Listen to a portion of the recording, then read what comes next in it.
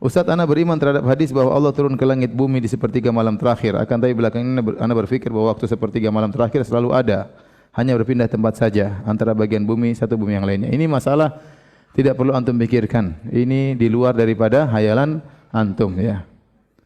Allah tidak bisa dikiaskan dengan makhluk ya. Antum kalau ingin tahu bagaimana cara Allah turun langit ke dunia, antum harus tahu pertama Allah bagaimana dulu, terus langit dunia seperti apa ya. Baru antum bisa bayangkan bagaimana turunnya Allah, baru antum gandengkan dengan sepertiga malam terakhir. Allah mudah melakukan berbagai kegiatan dalam satu waktu ya.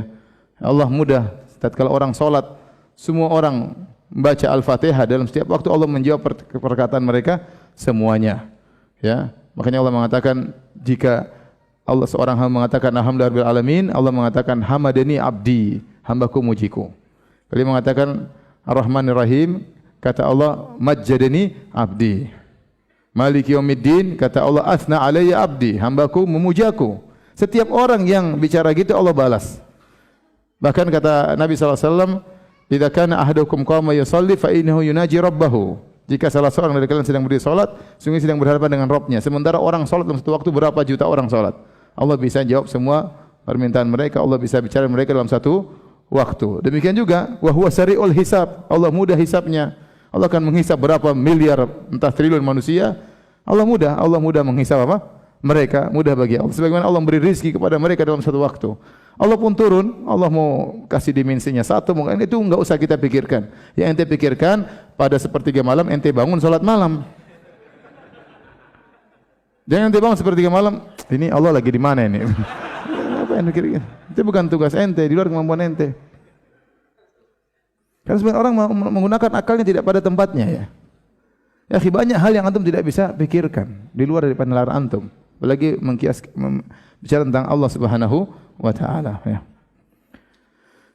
Sama dengan pertanyaan, ya Ustaz, kalau Allah di atas berarti Allah membutuhkan tempat. Ini juga pertanyaan yang seorang yang tidak bisa ya mengagungkan ayat-ayat Allah dan hadis-hadis Nabi. Begitu banyak ayat Allah mengatakan Allah di atas, Allah di langit, Allah beristiwa di atas arsy. Banyak sekali ayatnya. Ya, bahkan dalil bahwasanya Allah di atas, kata Ibnu Qayyim, bal alfani, ada 2000 dalil yang menunjukkan Allah berada di atas. Fitrah juga demikian, menyatakan Allah berada di atas, ya. Adapun meyakini bahwasanya kalau di atas berarti Allah butuh kepada tempat. Ya akhi, ya. Sekarang saya tanya sama antum, langit dan bumi. Besaran mana, langit atau bumi? Langit di atas, langit lebih besar daripada bumi. Apakah orang mengatakan langit menempati bumi? Justru sebaliknya, orang mengatakan bumi menempati apa? Langit. Di langit banyak benda-benda langit, ada bumi, ada planet, ada matahari. Ya akhi, langit di atas kita, langit tidak menempati apa? Bumi. Apalagi Allah mengatakan Allahu Akbar, Allah Maha besar. Terus ente bilang kalau Allah di atas, Allah butuh tempat, gimana ceritanya? Allah mengatakan la tudrikuhul absar wa huwa yudrikul absar. Tidak ada mata yang bisa meliputi Allah saking besarnya. Allahu Akbar, Allah Maha besar. Ibnu Abbas mengatakan tidak langit dan bumi di genggaman kalian kecuali seperti tidak langit dan bumi di genggaman Allah kecuali seperti biji sawi di genggaman kalian. Artinya kita ini makhluk alam semesta ini sangat kecil dibandingkan Allah. Kemudian kita bilang kalau Allah di atas berarti Allah butuh tempat, butuh yang di bawah.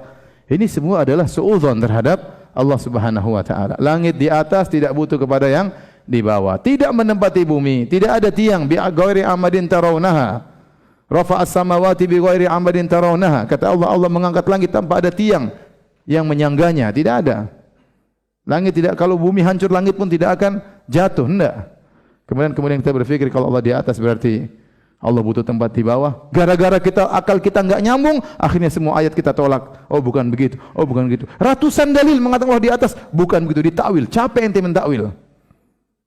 Taib, Al-Quran turun dari atas, terus maksudnya Allah tidak di atas. Oh maksudnya begini. Malaikat lapor ke atas, lapor kepada siapa? Oh enggak tahu lapor kepada siapa. Terus amalan naik ke atas, oh ke atas maksudnya kemana? Bingung. Allah turun ke langit bumi. Allah, kalau Allah turun ke langit bumi berarti Allah di atas. Allah enggak di atas. Itu yang turun apa? Rahmatnya. Rahmat cuma sampai langit dunia, enggak sampai ke kita, ngapain? Oh maksudnya malaikat yang turun. Kalau malaikat turun, kenapa Allah berkata hal min da'in? Siapa yang berdoa kepadaku? Apa malaikat berani berkata demikian? Siapa yang berani minta kepadaku? Ya akhirnya orang tatkala ditakwil-takwil seperti ini, pengagungan terhadap Allah kurang. Coba kalau antum yakin Allah turun, antum semangat bangun. Semangat bangun, saya ingin Allah mendekat kepada hamba-hambanya. Semangat beribadah. Tapi kalau sudah punya syubhat-syubhat, enggak ada. Repot. Karena syubhat semuanya ya.